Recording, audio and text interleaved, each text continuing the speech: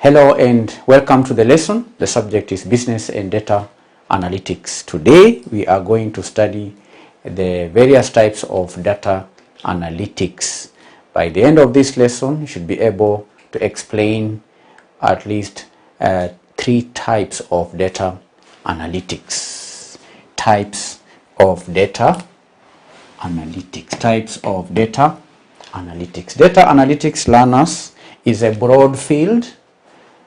And there are 4 main types of data analytics. There are 4 main types of data analytics. Number 1 is known as descriptive analytics. Number 2, diagnostic analytics. 3,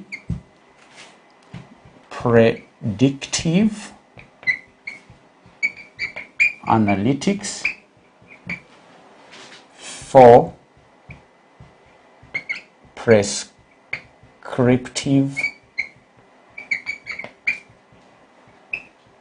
analytics. 4 types. Descriptive analytics, diagnostic analytics, predictive analytics, and prescriptive analytics. Now, each type here has a different goal and a different place in the data analytics process.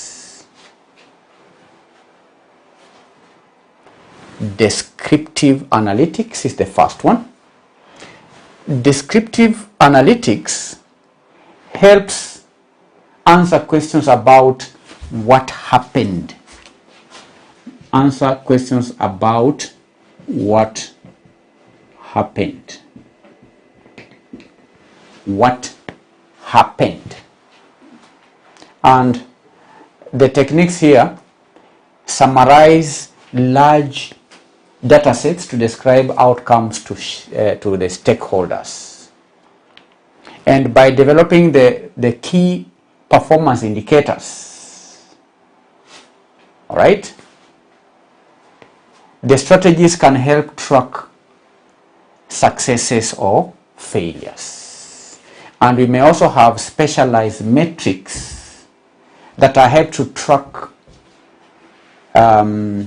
the successes or the failures in an industry.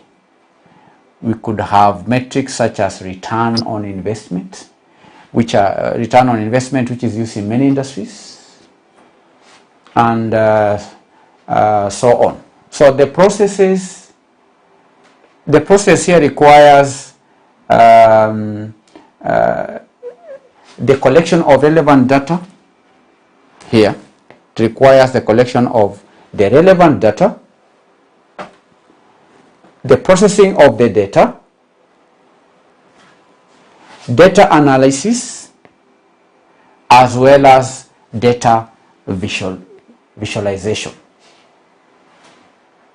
And the process here provides essential insight into the past performance, because data analytics answers the question, what happened? It looks into the past, the history, what happened in the past, what is the past performance, and so on. So descriptive analytics looks into the history, into the past, what happened. The second type of data analytics is diagnostic analytics.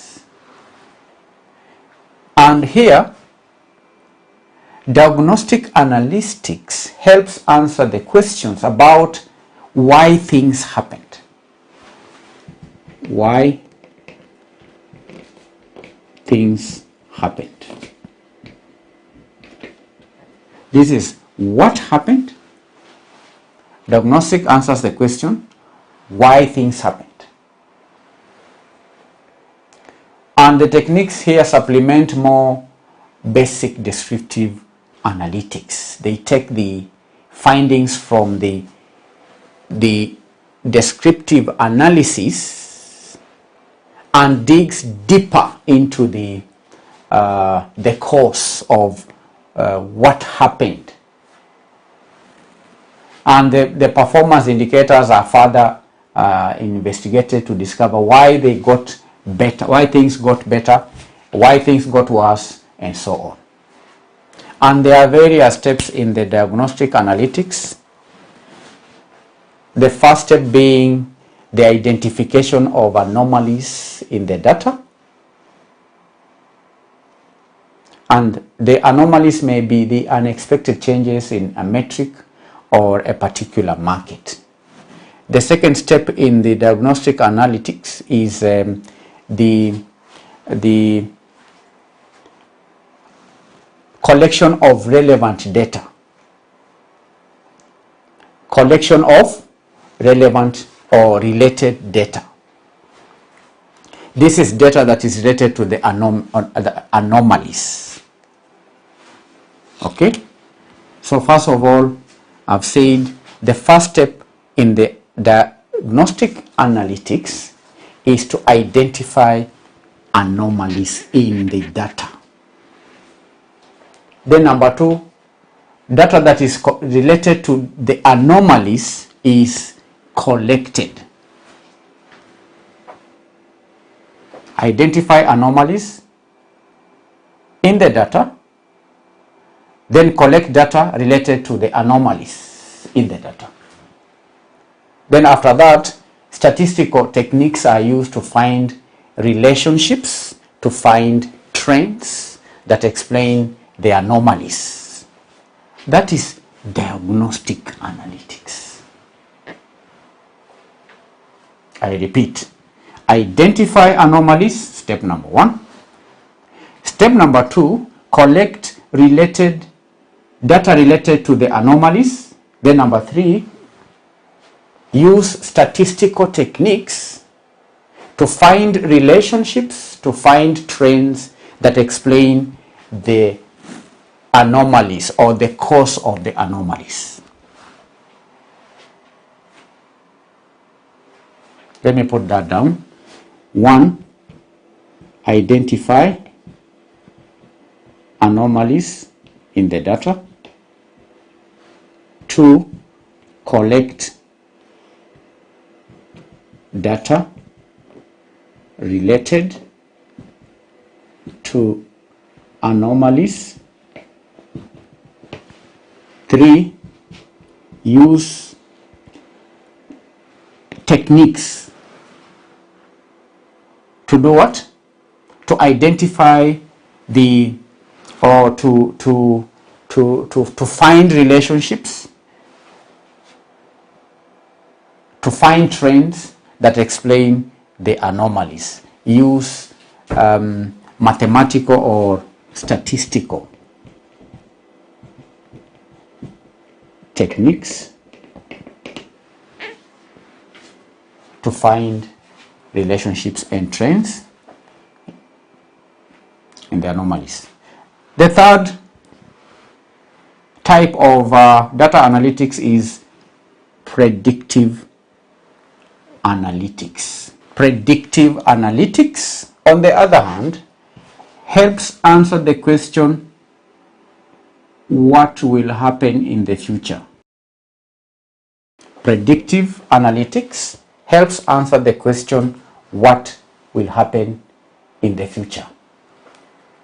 And the techniques, the techniques here use historical data to identify trends, then determine if they are likely to recur. The predictive analytical tools provide valuable insight into what may happen in the future, and its techniques include a variety of statistical as well as the machine learning techniques, such as the neural networks, the decision trees, the regression, and so on. So based on historical data, the predictive analytical tools can help the firm answer the question, what will happen in the future, by looking at trends in the historical data, the past performance. Predictive analytics, from the word predict. These tools may help a company to answer the question, what will happen in the future? Tools such as regression, machine learning, and so on. Do you understand? Yeah, that is pretty clear. Predictive analytics. Then the last type of data analytics is prescriptive analytics. Prescriptive analytics helps answer the questions about what should be done. What should be done? What should be done? Prescriptive analysis helps answer the questions about what should be done. What should be done. And by using insights from the predictive analytics, data-driven decisions can be made. Data-driven decisions can be made. Based on predictive analytics, data-driven decisions can be made. And that allows businesses to make informed decisions in face of uncertainty. And candidates, prescriptive analytics techniques rely on machine learning strategies that can find patterns in large data sets. Patterns in large data sets. And by analyzing past decisions, by analyzing past events, the likelihood of different outcomes can be estimated.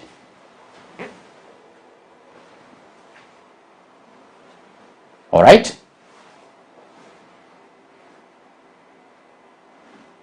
Prescriptive analytics help answer the question, what should be done? This type of data analytics provide insights about insights that businesses need to make effective and efficient decisions. They provide insight that businesses need to make effective and efficient decisions. So these are 4 types of data analytics. We've said data analytics is a broad field. We've briefly described 4 types of data analytics. The first one being descriptive analytics, which we've said answers the question, what happened? Diagnostic analytics answers the question, why things happened. Number 3, predictive analytics answers the question, what will happen in the future. And lastly, prescriptive analytics helps answer the question, what should be done about what should be done by using insights from predictive analytics. We've said also that data-driven decisions can be made. Data-driven decisions, because the decisions are based on past data, on past big data. So these are 4 types of data analytics: descriptive analytics, diagnostic analytics, predictive analytics, prescriptive analytics. Here is today's assignment. Explain 4 types of data analytics, and when doing the assignment, make sure your you don't make reference to notes, you don't make reference to videos, try and see if you can recall what you have learned from your memory. Thank you. Bye-bye.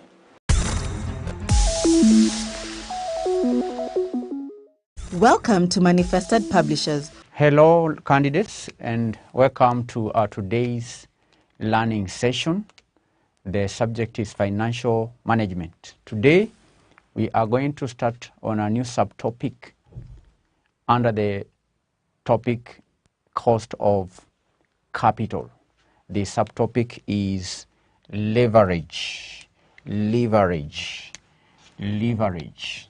Now, learners, in this subtopic, we will study the different types of leverage. You'll also be expected to explain terms like operating risk, financial risk, total risk, and the calculation of operating leverage, the financial leverage, and the combined leverage. So, learners, welcome to our today's lesson. The first question we will answer is, what is leverage?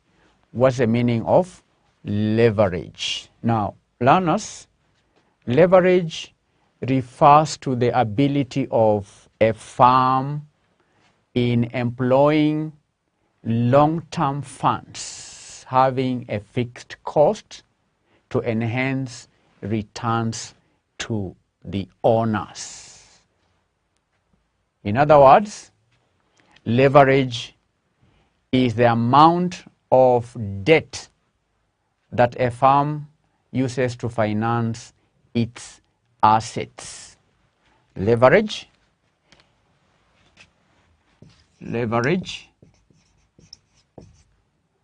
is the amount of debt a firm uses to finance its assets. Is the amount of debt a firm uses to finance its assets. I also said it's the ability of a firm in employing long-term funds. These are borrowed funds which have a fixed cost to enhance returns to its owners. So, leverage is simply the amount of debt that you'll find in the capital structure of a firm. So that if a firm has, say, a capital structure comprising of equity 10 million shillings, debt or debentures, say 8 million shillings, then we say that this debt is the amount of debt that the firm uses to do what? To finance its assets. These are long-term funds that you'll expect to find in a capital structure of a firm. Capital structure of a firm. So it's that simple, candidates. Leverage. So, learners, a firm that uses a large percentage of debt in its capital structure to fund its assets is said to be highly geared. A firm with a lot of debt in its capital structure is said to be highly geared or highly levered. And a firm with no debt is said to be unlevered. You can put that down, that a firm with a lot of debt, a firm with a lot of debt in its capital structure,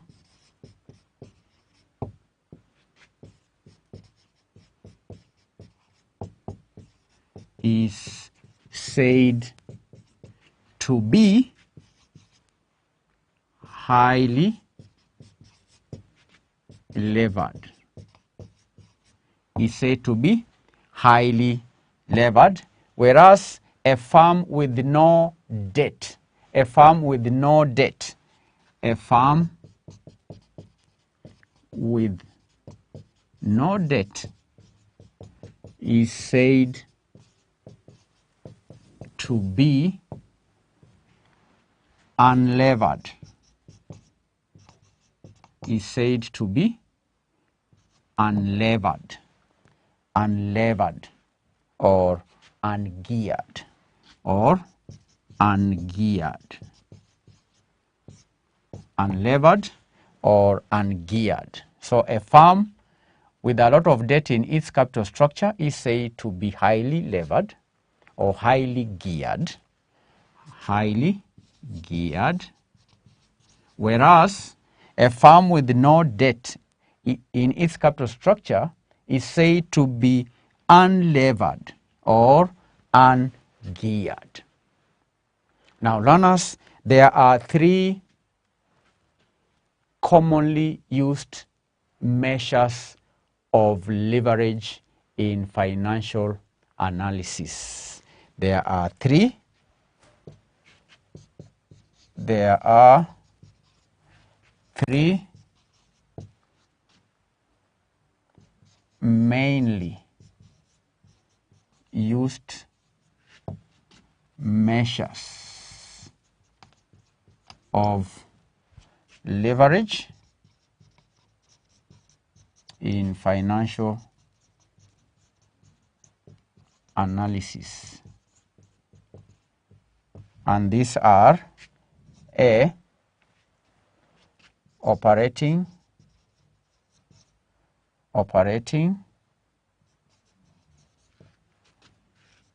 leverage, B, financial leverage, and C, combined leverage.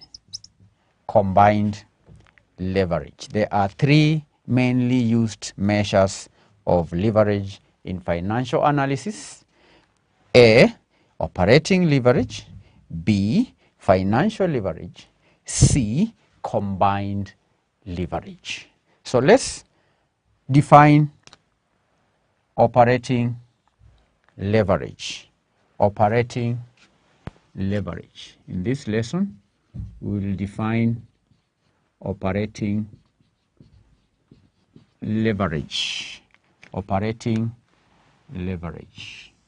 Now, operating leverage may be defined as the employment of an asset with a fixed cost in the hope that sufficient revenue will be generated to cover all the fixed and variable costs. That is the meaning of operating leverage. Operating leverage. I'll take it again. Operating leverage, learners, may be defined as the employment of an asset. It is the employment of an asset. It is the employment of an asset with a fixed cost. With a fixed cost. Is employment of an asset with a fixed cost, in the hope that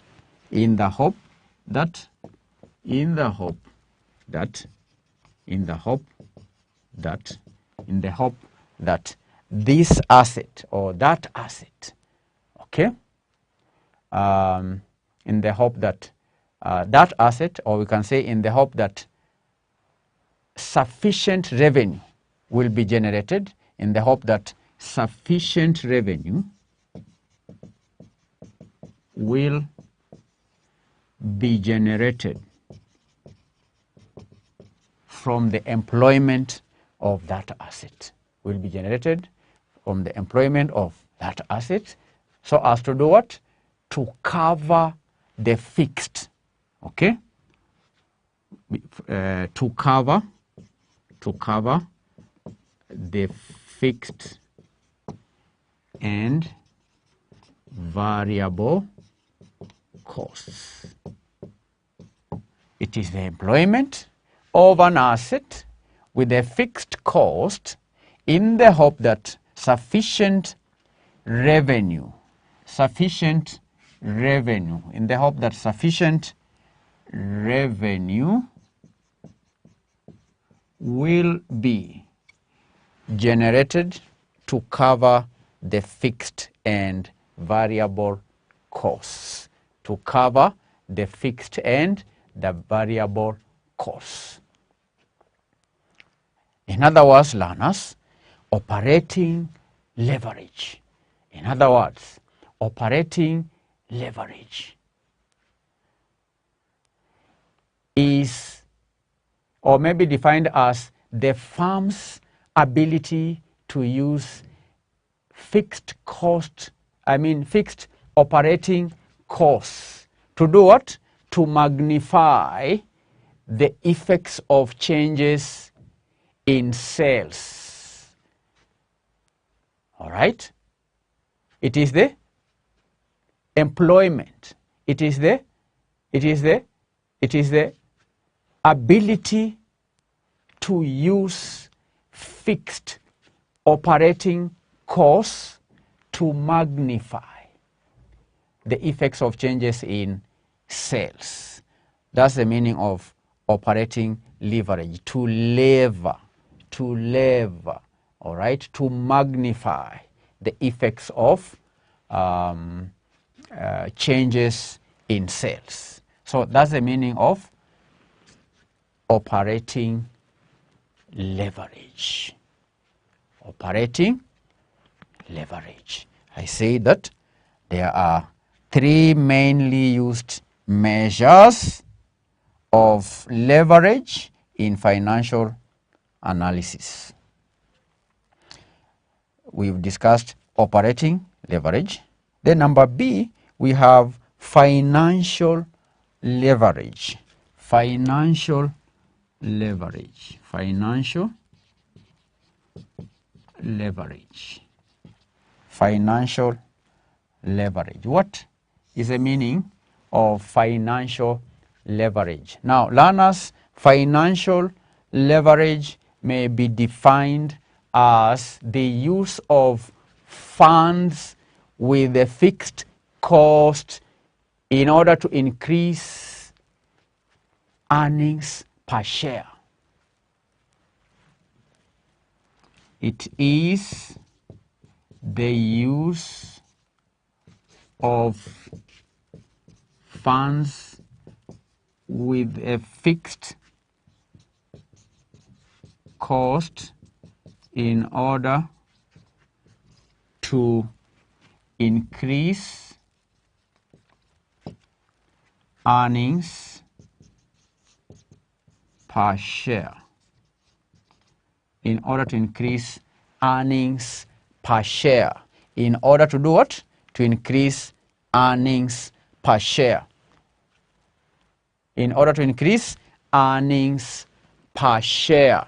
Now, financial leverage may also as well be defined as the ability of a firm to use fixed financial charges to magnify the effect of changes in earnings before interest and tax on the EPS.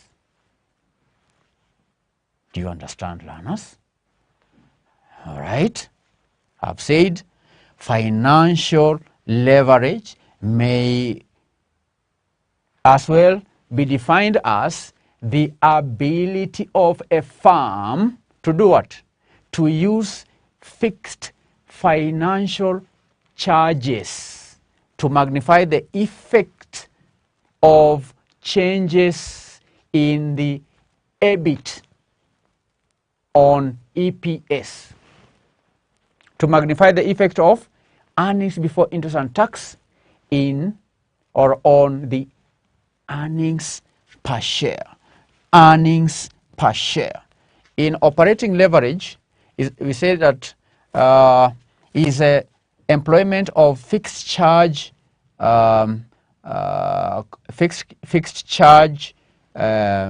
costs, all right? Employment of fixed cost in the hope that sufficient revenue will be generated to cover the fixed and variable costs. But in financial leverage, we say it is the use of funds with fixed cost. Fixed cost, in other words, we are talking about the fixed financial charges, the fixed financial charges like interest. Okay? Funds with fixed financial charges. In order to do what? To increase earnings per share. Then learners, we have combined leverage. What is combined leverage? Combined leverage. Combined leverage. Combined leverage, on the other hand, may be defined as the potential use of fixed costs, both operating and financial, which magnifies the effect of sales volume change on the earnings per share of the firm. From the word combine. What are we combining? We are combining operating and financial leverage. It is the potential use of fixed costs. It is the potential use of fixed costs or funds with fixed costs. Okay? Both operating and financial. Both operating and financial, because it's combined. Both operating and what? And financial. Which does what? Which magnifies. Which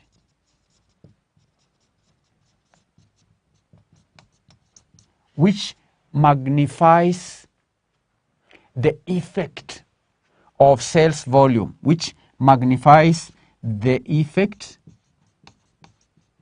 of sales volume change. Sales volume change on the earnings per share, on the earnings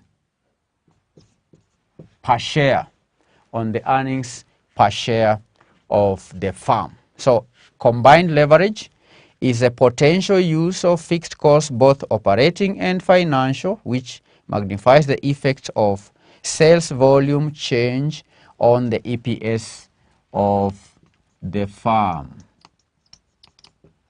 On the EPS of the firm. So these are three main measures of leverage in financial analysis. And on that note, we'll come to the end of our today's lesson, where we've introduced a subtopic, leverage. We've learned that leverage is the amount of debt a firm uses to finance its assets. We've learned that a firm with a lot of debt in its capital structure is said to be a highly geared firm or a highly levered firm. We went further to learn that a firm with no debt in its capital structure is said to be unlevered firm or ungeared firm. Then we've discussed three mainly used measures of financial analysis. In financial analysis, that is operating leverage, financial leverage, and combined leverage. We've defined operating leverage as the employment of an asset with a fixed cost in the hope that sufficient revenue will be generated to cover both fixed and variable costs. You've defined financial leverage as the use of funds with a fixed cost in order to increase earnings per share. Then lastly, we've defined combined leverage as the potential use of fixed costs, both operating and financial, which magnifies the effect of sales volume change on the EPS of the firm. So, learners, thank you for being attentive. Before we close the lesson, I'm going to give you revision questions. Revision.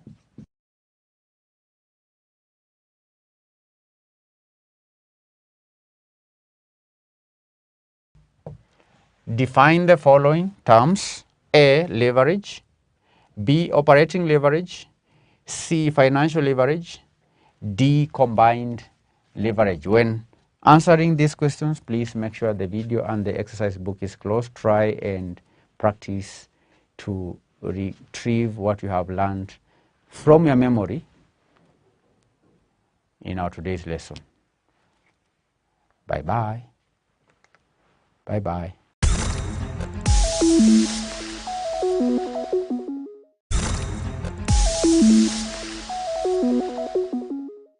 Welcome to our revision series.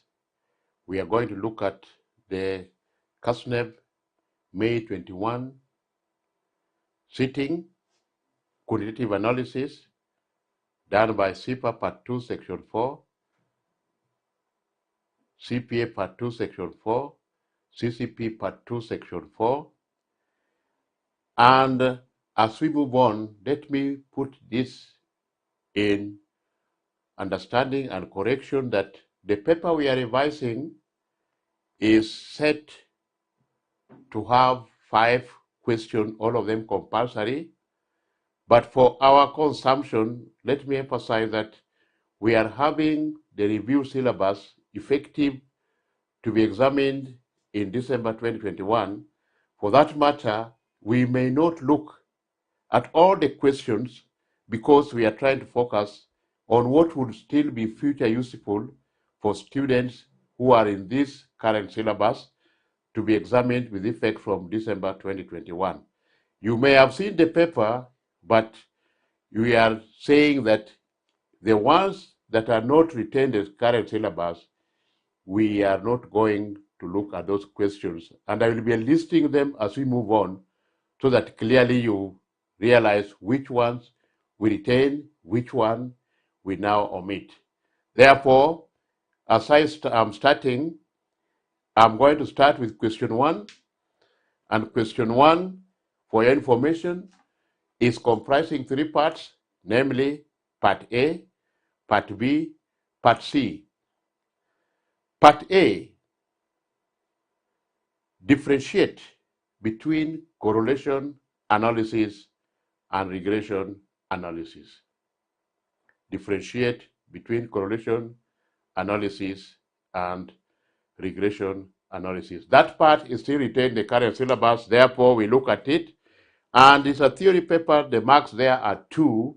So please let me emphasize and advise the candidate that The answering strength in your ability should be pegged on the mark score, because if you take too much on that kind of 2 marks, it will not go beyond that 2 marks. So try to rationalize and look accordingly how you appropriate your timing. So allow us to continue and start with question 1A, differentiate between correlation analysis and regression analysis. This one is theory, and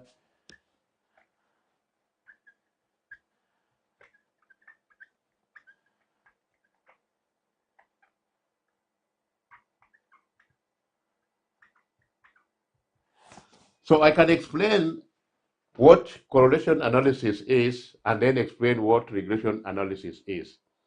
Correlation refers to a measure of linear association between two variables. Therefore, correlation analysis refers to statistical techniques that are used to determine the magnitude and direction of linear association between two variables. I repeat, correlation analysis refers to statistical techniques that are used to determine the magnitude and direction between two variables. Full stop. Correlation analysis uses what we call correlation coefficient, and there are two. We have Pearson's correlation coefficient and Spearman's correlation coefficient. So that is the emphasis that I have for that correlation analysis. The next is regression analysis.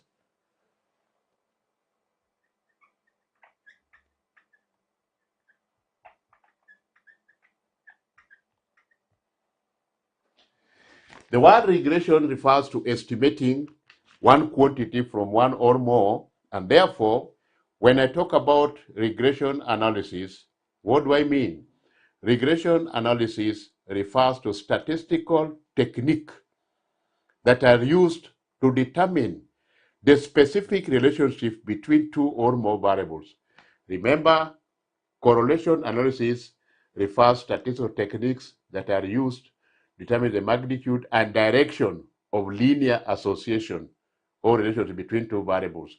But regression analysis is the statistical techniques used to determine the specific relationship between two or more variables. Full stop. Therefore, in regression analysis, we need what we call regression equation, or what we call a line of estimate connecting the two variables or more. And for correlation, we need just correlation coefficient. This one, we need a specific line which is obtained from regression equation. Those are the important distinctions between the two, and please take note that one does not specify direction, while the regression analysis specifies in what direction and specific relationship where they are related. That is for part A. Allow me to move to question 1B, where we are going to look at this question. CompuWorld Limited assembles and sells computers. The company estimates that if it optimally assembles computers, it could sell between 1,100 and 2,000 computers per month, and monthly revenue in thousand, keyword there, in thousands of shillings, bracket, over this range of sales could be represented by the function R equals 1000x minus 2200x squared, where R, capital, is the monthly revenue, X is the number of computers sold per month in thousands.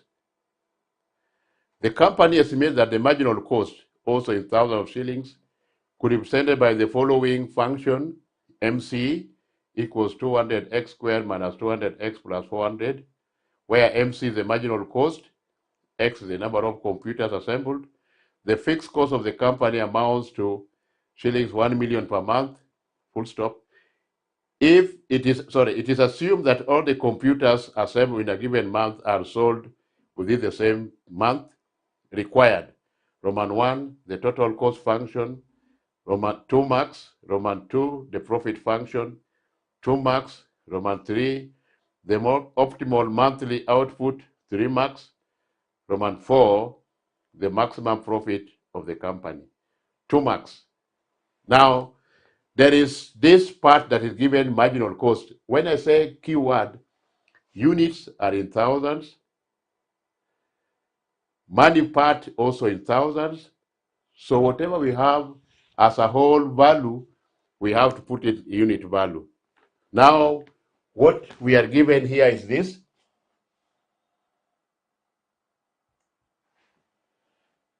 We are given 1B, Roman 1, total cost, abbreviated TC, can only be obtained by integrating the marginal cost. So I have total cost is the integral of marginal cost with respect to the variable, which is X. And what is marginal cost? I shall have it as this. 200 x squared minus 200x plus 400 dx. Increase in power as opposed to decrease in power. That is for integration. If I integrate this one, total cost will give me, this will be 200 x cubed, 200x cubed over 3. Integrate that one, it will give me 100x squared plus 400x plus a constant, call it K or C. Total cost normally comprises of two parts, variable cost as well as fixed cost. There, K stands for fixed cost. What are we told? The fixed cost of the company is 1 million per month. Therefore, 100,000 per month, not 1 million, 100,000 per month. Therefore, the unit values are in thousand, so K becomes 100,000, but you don't write 100,000, we write 100 because everything is in thousands of shillings. So total cost function becomes TC is 200 over 3 x cubed minus 100 x squared plus 400 x plus 100, not 100,000. This is the total cost function, and you get your mark, which is 2 marks. The next part is total, the profit function. Profit is known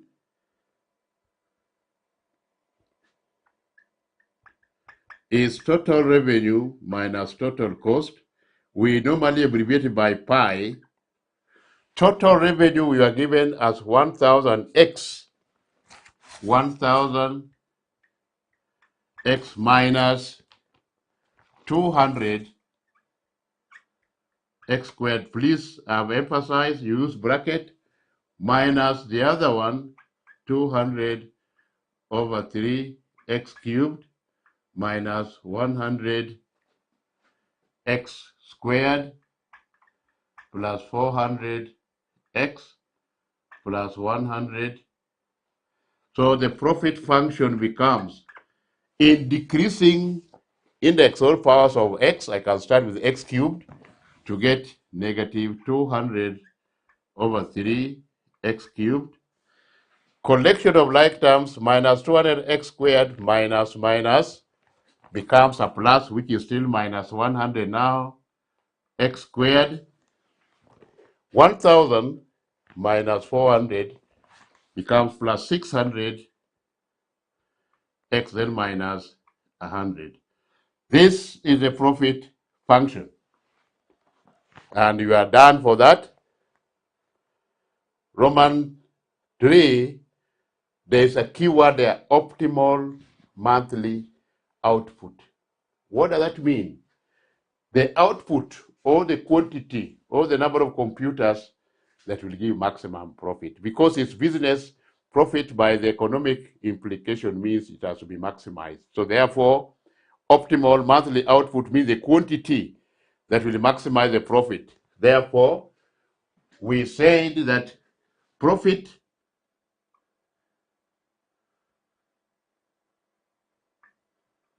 is optimal, maximum in this case,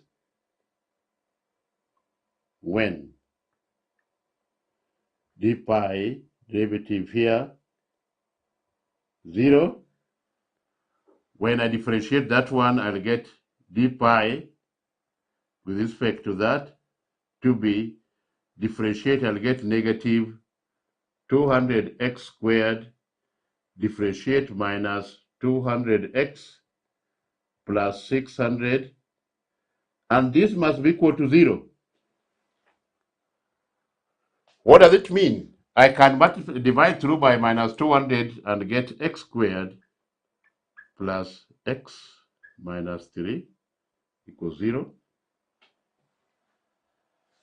And therefore, x I can solve using the formula for quadratic. Negative b is negative 1 plus or minus root of 1 squared minus 4ac, negative 3 all over 2. A is 2 times 1. So x becomes here negative 1 plus or minus root of 1 minus minus is 1 minus minus 12, which is plus 12, that is 13. So I get my x to be, the quantity has to be a positive value, therefore I can get from the calculator, use negative 1 plus root of 13, then the result divided by 2, which is 1.30203, and therefore, because 23027, and that's why I put that one. Why do I go to 3 decimal places? I'm told that the units are also in thousands, so that I can get the optimal number should be this. So optimal output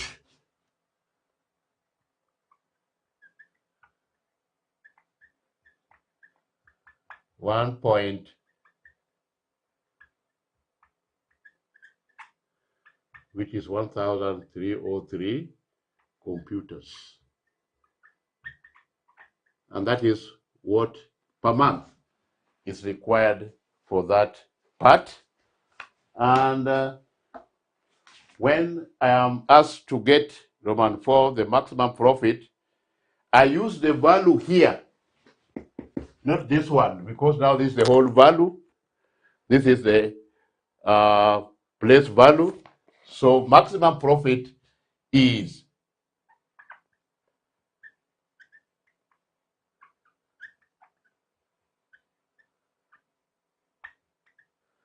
by bring back the function value, which you had negative 200 over 3 times 1.303 squared, cubed, cubed, minus 101.303 squared plus 600, 1.303 minus 100. I want to get, and the profit also we are told in thousands of shillings. Let me check. That is 600 times 1.303 minus 100 minus 100 times 1.303 squared minus 200 divided by 3 times 1.303 cubed So I get 364.536,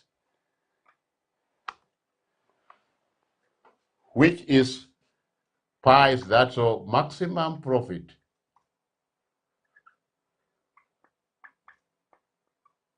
$364.536 times 1,000.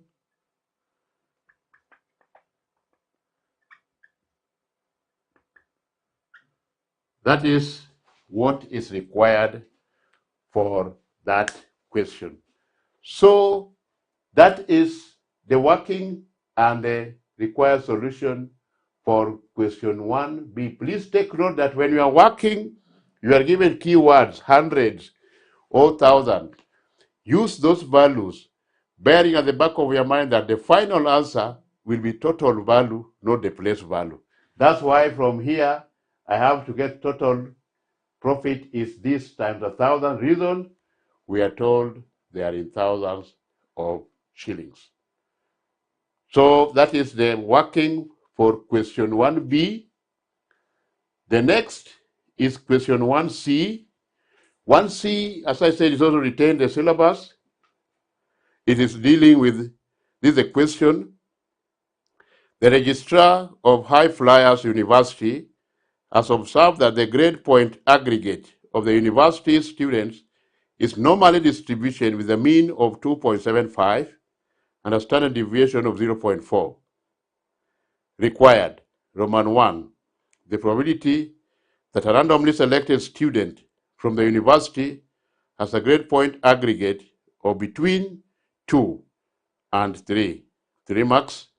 Roman 2, the lowest grade point aggregate that should be obtained by a student for him or her to be among the top 10% of the students, full stop. 3 marks. Roman 3, assuming that the university has a total of 10,000 students, determine the number of students having a grade point aggregate of 3.7 or higher. 3 marks. This is a problem on normal distribution. And when you talk about normal distribution, we always use normal tables. So the first thing is the values given there, we call them raw data. Therefore, we must convert them to standardized scores or the Z scores. And when it is Z scores, we have at the back of it the Z tables to be used, and the Z tables, the areas under normal distribution refers to various probabilities, and we shall use them to compute the problems in this case.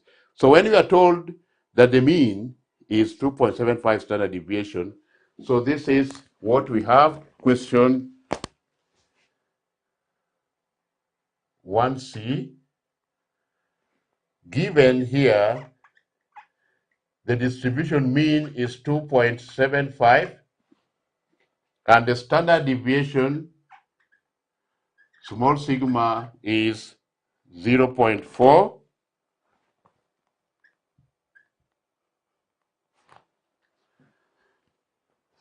So we use Z values equals as X minus that over that, where X refers to raw data or the actual the X value.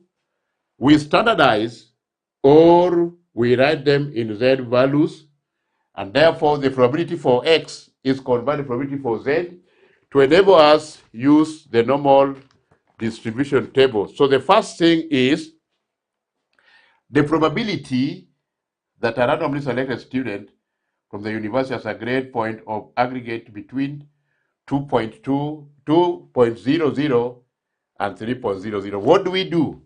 This is the writing for that in raw data. It will be P of 2.00 less or equal to, because lying between will be interval X less or equal to 3.00, which should give us P of, standardize this one, 2.00 minus, let me put it better, this should be equal to P of 2.00 minus the mean, 2.75 all over 0.4 must be less or equal to. Some books use E less strictly, but this is a continuous distribution. It will make no difference even if you use less or equal to Z, which is less or equal to 3.00 minus 2.75 all over 0.4.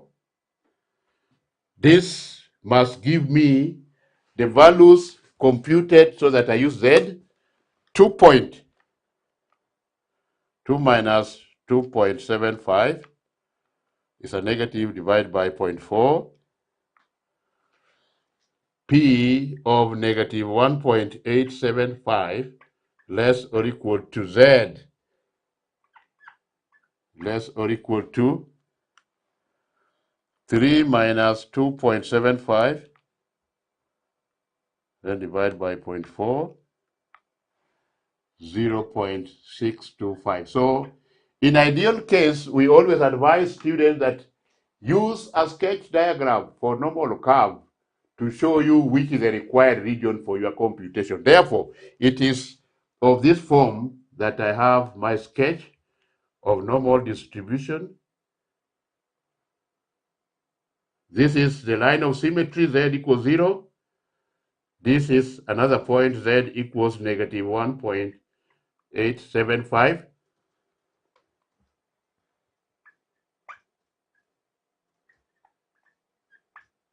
Another part of Z equals 0.625. So my shaded area is the area required for computation in this case. So what do I get? This is the same as probability of Z equals negative 1.875 plus probability of Z equals 0.625. What do I get? Now, if you look at the table that was given from the normal, this table is cumulative, and therefore area under normal curve is 1. We are used to talking of one part or one tail. So whatever we have cumulative here, we subtract 0.5 from it. Therefore, first, remember, by symmetry, the probability of negative 1.875 is not a negative value, but that the line, the quantity of Z is to the left of the line of symmetry, which is the same magnitude as to the left and right, just like we are taught in Form 1, integers. A negative 1 is the same distance as a positive 1 from the point 0. So I read off the value from the table 1.875 because they are two decimal places. I read negative 1.88. Negative 1.88 is just reading positive 1.88. So that will give me 0.9699. So if I subtract 5.5 from it, I'll get 0.4699 plus 0.625 is the same as 0.63, two decimal places, which is 0.7357. Subtract 0.5, I get 0.2, 0.2357. Probability now becomes my sum of the values, 0.4699 plus 0.2357, which gives me 0.70, and that's the answer, that the aggregate lies between 2 and 3. Remember, when the area required is on opposite side of line of symmetry, add the areas. When the difference is on the same line of symmetry, get the difference of those areas by subtracting, and you get what is required. This one we are adding because the area required are 2. on opposite sides of the line of symmetry. Let's continue and we get to Roman 2. The lowest point grade that should be obtained by a student for him or her to be among the top.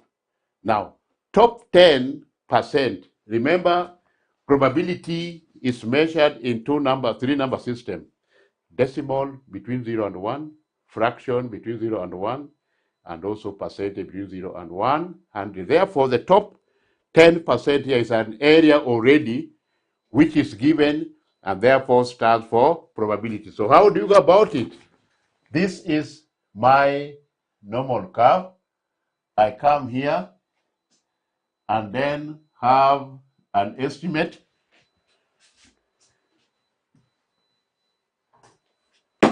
Sorry. I come here, have a curve.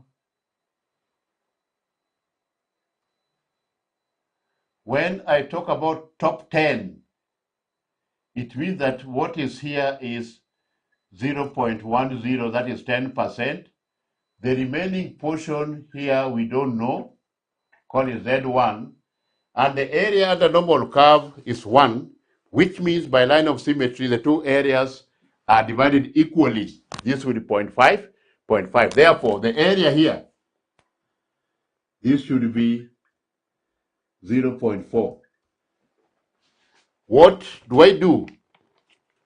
So I look for the value of Z from normal tables, which would give me an area of 0.400, because there are two, three digits or whatever they are. So from normal tables,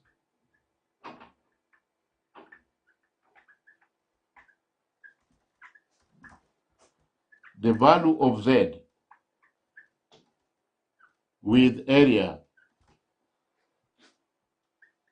of 0.400 is, I read off from that table, 0.400